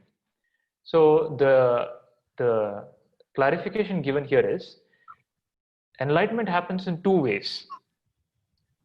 One way is, the example is a tree. There's a big tree, and you want to pull down the tree. One way is cut down all the branches, okay, and then cut the tree. Second way is directly uproot it with a drill, and the tree falls. But when the tree falls, the branches are still intact. Do you understand the difference? That's Yeah. why we see difference in masters, wherein somebody has, for example, Buddha has done the first part. He has cut down all the, he did a lot of sadhana. Okay, he did meditation, he did yoga, he cut down all the branches and then cut at the end. Then he dropped everything. But there are other masters who directly went to the root of identity, dropped the identity. And then whatever the body and mind has, it will continue. But it has no relevance to them as such. But they convert that into, they just use the body and mind as much as possible for benefit of the world. So Dhyana improves the body and mind a little bit, but our improving of the body and mind has no direct correlation to enlightenment. I'm only saying this so that you don't continue with the concept that you don't go ahead with the concept that, oh my God, I'm not meditating. If I'm not meditating, I will not improve. That person, oh, he's also in my same batch, he's meditating so much, he'll attain enlightenment faster. Don't fall into all those traps. No, I agree with you on that point. But I think this whole idea of I am being pure consciousness and not able to experience that. And I think that's where then, as you said, meditation is probably the first step towards that. It's not the path to enlightenment, but because, of course, you also say that Shravan is the way to get to that state. But if you are still not getting that, then I don't know then what else is the practice. So is it like continuous listening to it, or is it additional practices that you do? So eventually you do realize that, even though you know it, but realization and knowing is different, right? I think that realization, if it's not coming, even in spite of listening, that's where I think sometimes it kind of feels that this is probably due to mind is not allowing it to realize that, and that's where silencing the mind becomes important, and hence the meditation.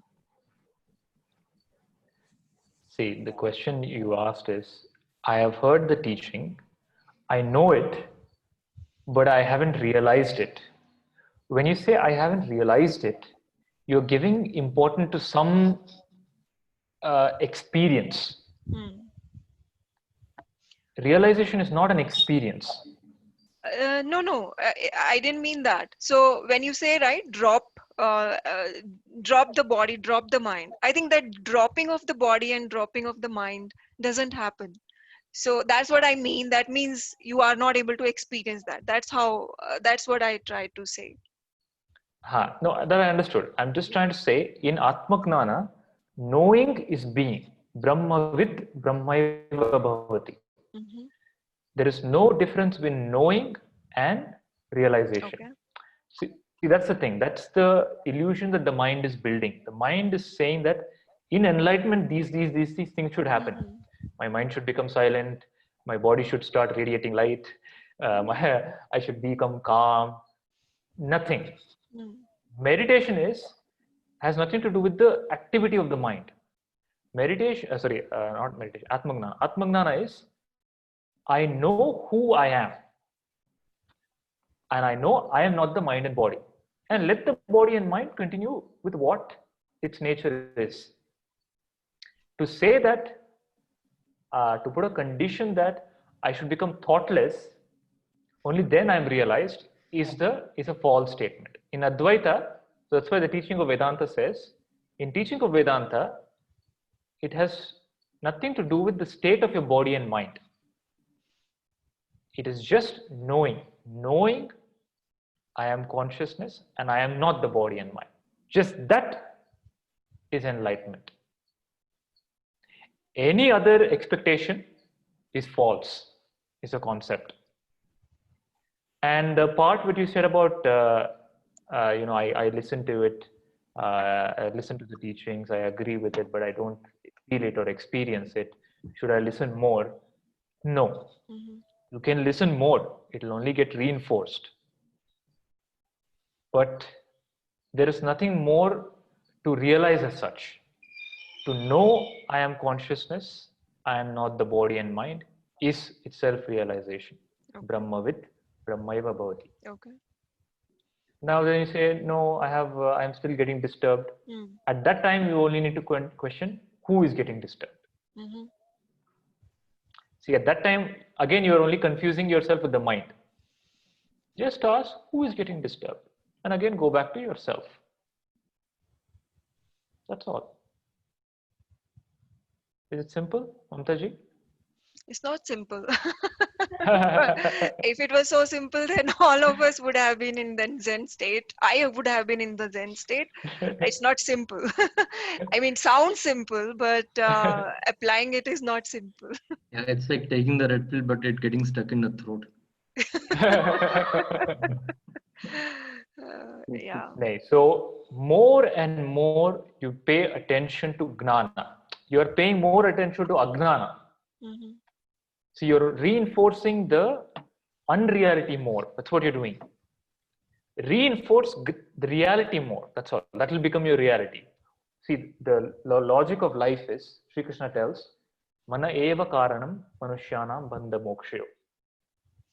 Whatever you say is so. Because you're Brahman, by default you're Brahman, whatever you say will become your reality. If you say, I am body and mind, I am not understanding, enlightenment is not simple, enlightenment will not become simple to you because you're saying so. If somebody says enlightenment is very simple, enlightenment will become simple to them because they're saying so. Okay. It's only in the saying so. What you say is what you think is the reality of your life. So the job of the Guru is to again and again take you back to Atma Gnana. Mm-hmm. And nobody will do that. Everybody will do ulta of that. Everybody will actually tell, correct, you are not consciousness, you are the body and mind. Again and again, go back to I am consciousness. Or asking, who am I? Mm-hmm. Who says it's not simple? Who says it's not simple?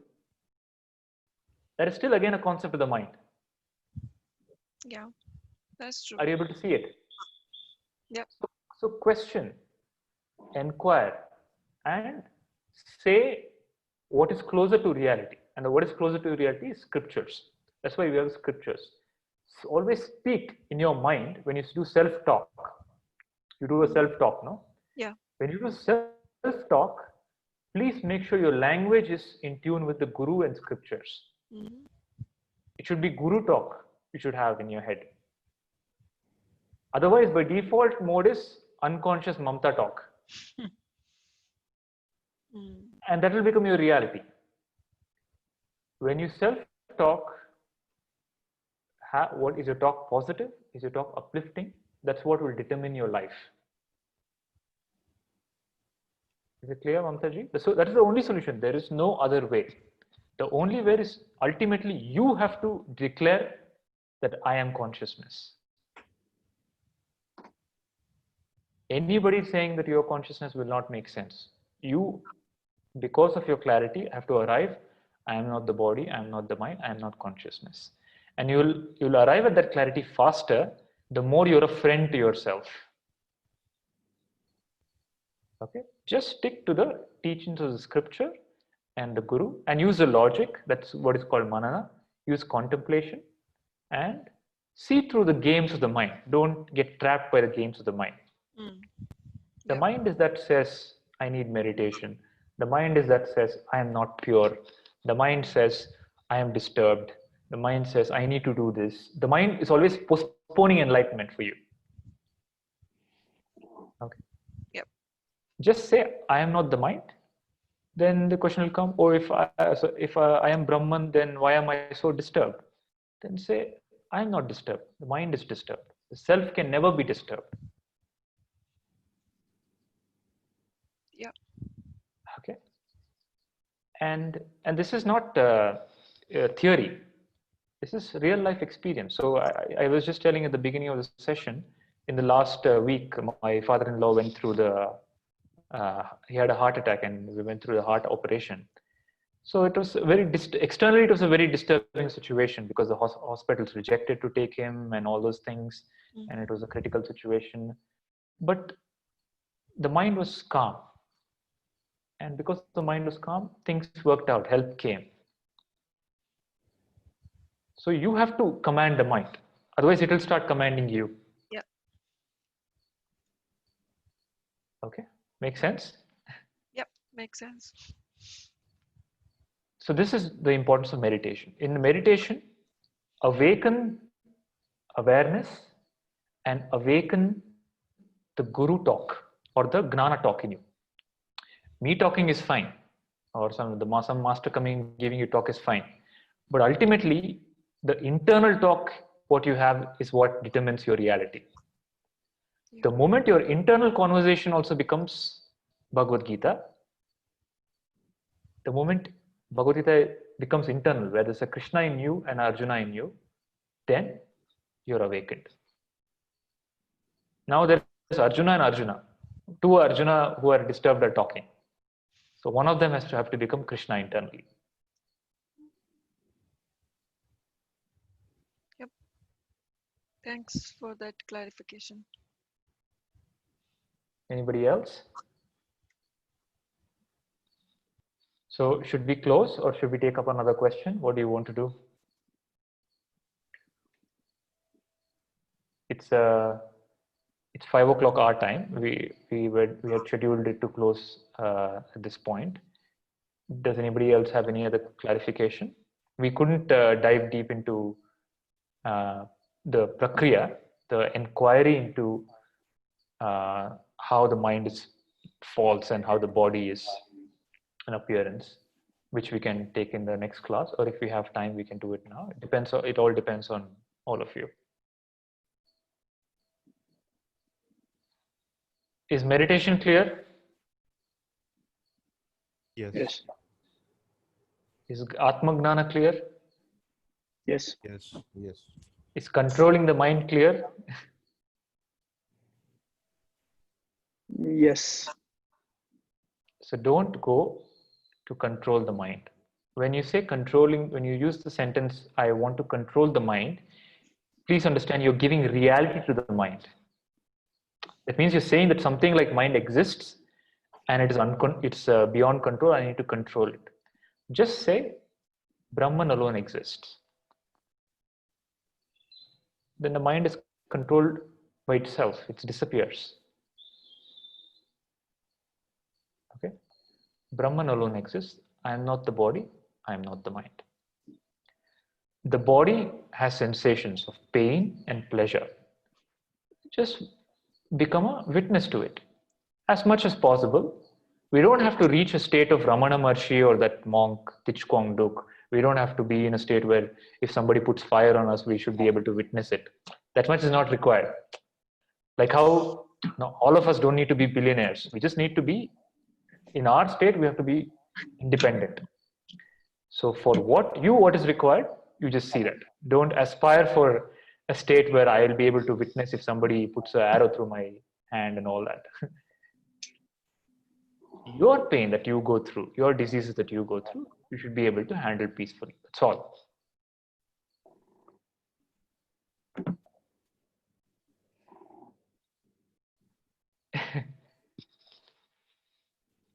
So many concepts of meditation, enlightenment.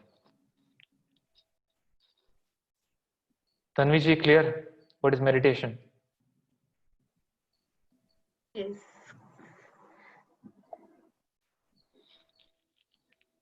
Any other doubt? Shall we close or should we continue? Any questions?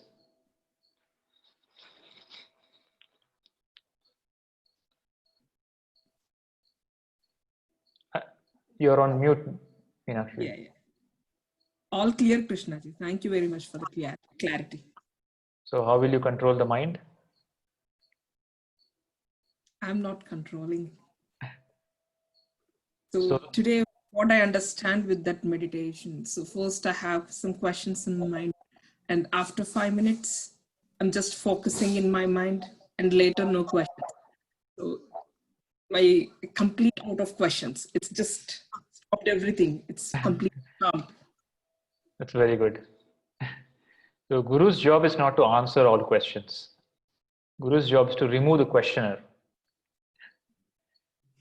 Because all the questions are just some junk from the mind. Yes. So one thing I forgot to tell was about the like and dislike. I'll just quickly tell about that aspect. So body I told you about is sensation. Only two sensations are there, pain and pleasure. So become a witness of pain and pleasure. When there's pleasure, you enjoy. When there's pain, you become witness. Okay. Mind is mostly only like and dislike.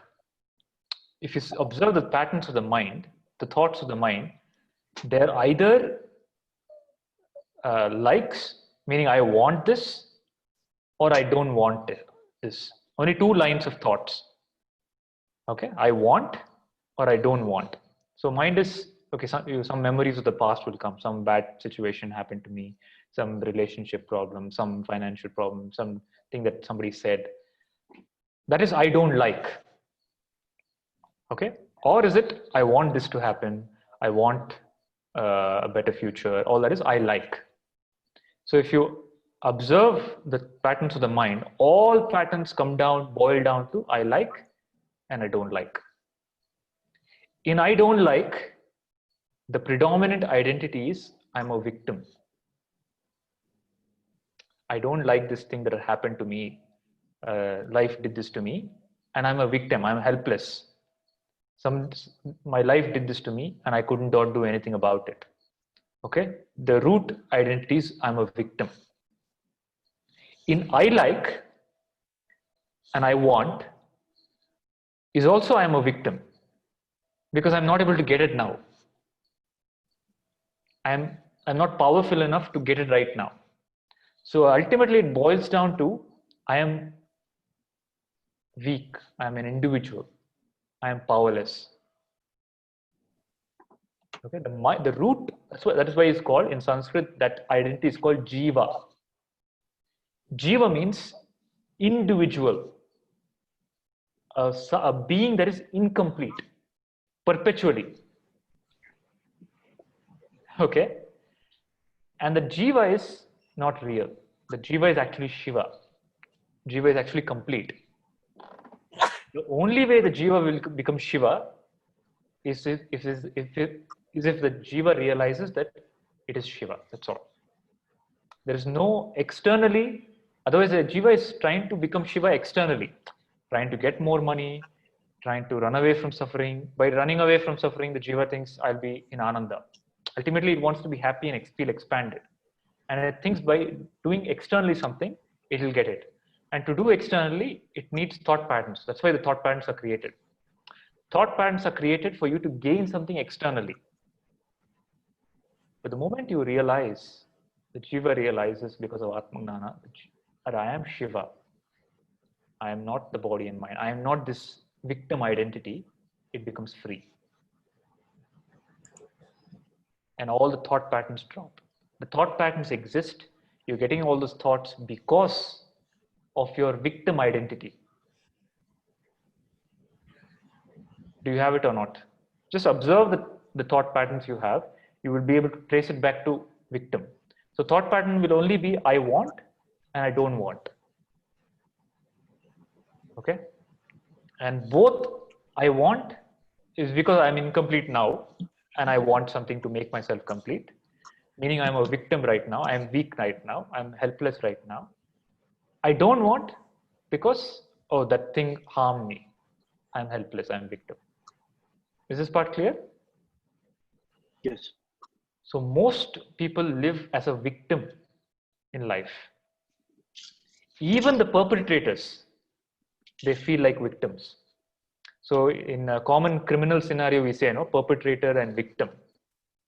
There's a criminal and there's a victim. There's an abuser and there's abused. Both are abused actually. The person who abused the other person is actually more abused than the one who is abused. That's why they abused somebody else. The person who is shouting at you is already hurt. That's why they're shouting at you. If the person was peaceful, they would not shout at you. You understand? So there is no abuser and abuse. There is only abuse. Both are abused. Only degrees of abuse is different. There is no criminal and victim. Both are victims. And the criminal it ends up in being in a more mess than the victim because of the punishment and all that and the guilt and whatnot. So we are all victims until you realize you are Shiva. To be a victim is to be a Jiva. Jiva is a perpetual victim because perpetually the Jiva feels incomplete. And that incompleteness creates thoughts of likes and dislikes. That's what comes as memories. This happened to me, this happened to me, this happened to me. Why do you think that's coming? This happened to me, this bad situation happened to me, why it happened to me? Because you're feeling like a victim. You're strengthening the victim identity more. The moment you take on Shiva identity, you become free. As Shiva, can you say, this happened to me?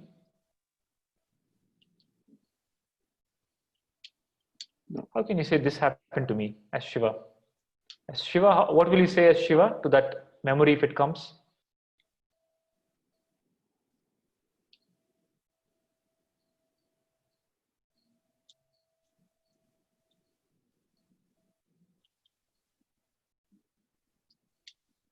What will you say? As Shiva, what will you say? Somebody who had a bad experience who keeps getting memories answer. As Shiva, if the memory comes back, the one that haunts you all the time, what will you say to it? By default setting, you will say, this happened to me, this happened to me. You feel like a victim. Again, it continues to harm you. As Shiva, what will you say?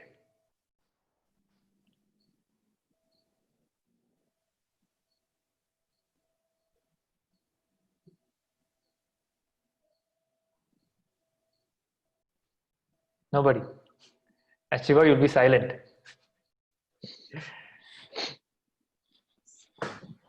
So as Shiva, either you'll just watch it or you'll say, that was the perfect thing. I'm glad it happened to me. I created it. It is my Leela. It's a movie. It's my projection. And it's just a projection. It doesn't harm me anyway. That bought me, that was necessary to bring me to this state. Please understand, in life, look forward more for turbulences than happy scenarios. The happy times make you weak and they make you lose your awareness. Success makes you, it dilutes you. You're alert and aware, and the possibility of knowing yourself is higher in suffering, in the time of suffering and pain. So welcome the disturbances with open arms. Then they become a push towards your enlightenment. Okay? Otherwise, they push you into madness. You give a normal man enough disturbances, they will eventually lose their mind. Right? A normal person, put them through enough bad situations, they will lose their hope and mind, they will lose all their strength because they'll go on reinforcing their victim mentality. But the same thing, go on putting a wise person through suffering, they become more and more wise and completely enlightened. That is the life of Sri Krishna. Sri Krishna went through so much turmoil that Arjuna cannot even imagine. But Arjuna is in more depression than Sri Krishna on the battlefield. Okay? Because for Sri Krishna is a sakshi to everything. He is just a witness and he knows the unreality of the situation and he is established in pure consciousness. Arjuna, if you read the Bhagavad Gita, he speaks like a victim. Why is this happening? Why should we do this? I should run away. It's all victim mentality. So are you a victim, or are you Shiva? Are you Jiva or are you Shiva? And you don't have to do anything to become Shiva. The moment you realize I am Shiva, or the moment you say you're Shiva, you become Shiva for that moment. Just get that dialogue within you. Get the dialogue of Atma Gnana going within you. Don't wait for these sessions to hear it from somebody. You should become your own guru. That's why Buddha said, be the light onto yourself. Ultimately, you should start teaching Atma Gnana to yourself. Awaken one part of you, your mind, keep it aside to constantly give you the teaching of Atma Gnana. Okay? Vivek, does it make sense? Yeah, it does. And in that giving, the more you give to yourself, your lower self, the more you will awaken. See, the more I teach, the more Atma Gnana I get, the more clarity I get. I become more and more clear about how my mind operates, how my body operates, how I can face situations in life, how matter is unreal, consciousness is real. The same way, when you start talking to yourself, or maybe start teaching children or somebody who will listen, then, because when the water flows through the pipe becomes clean. In the same way, when the conversation flows through you, your mind will become very clear.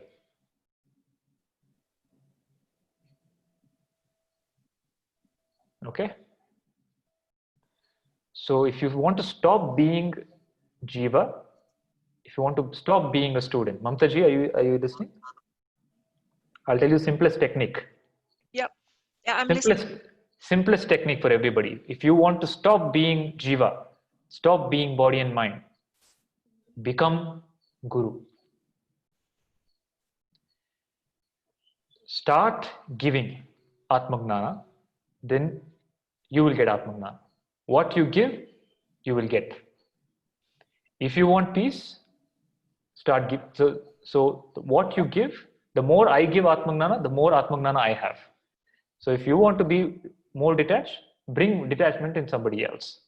And that doesn't necessarily, when I say that, that doesn't necessarily mean teaching or sitting and holding discourses and all that. There's even the simplest ways, just giving maybe reading the teaching of Atma Gnana, writing it down, forwarding, whatever. The action doesn't matter. The idea of giving it is what will bring it in you. If you want to be like the Guru, you have to become the Guru. Stop being a student, become a Guru.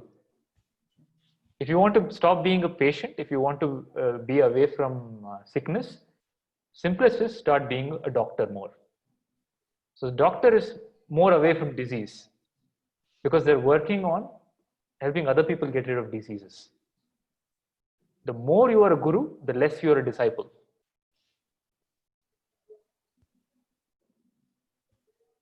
Is it clear? Yeah, I think that's a good idea. The more you give, the more you grow. And in business, it's a very, very clear and straightforward logic. If somebody has to become rich and make the business grow, they have to bring value and wealth to somebody else.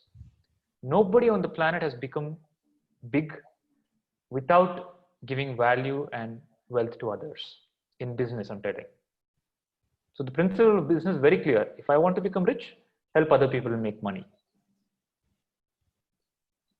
Okay. Very simple.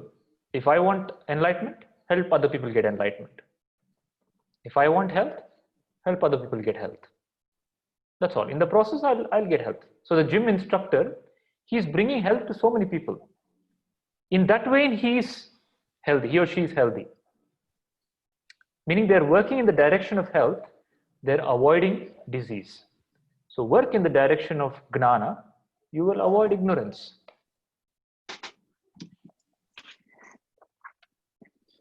Simple enough. Okay. With that, we'll close. Yeah. If there are no questions, we can close. Thank you, Krishna. Okay. So let us close with a prayer. Loka samastha Loka samasta sukhino bhavantu. sukhino bhavantu. Loka samastha Loka samasta sukhino bhavantu. sukhino bhavantu.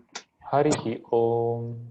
Hari Om. Shri Gurubhyo Namaha. Shri Gurubhyo Namah. Harihi Om. Hari Om. My pranams to all. See you next time.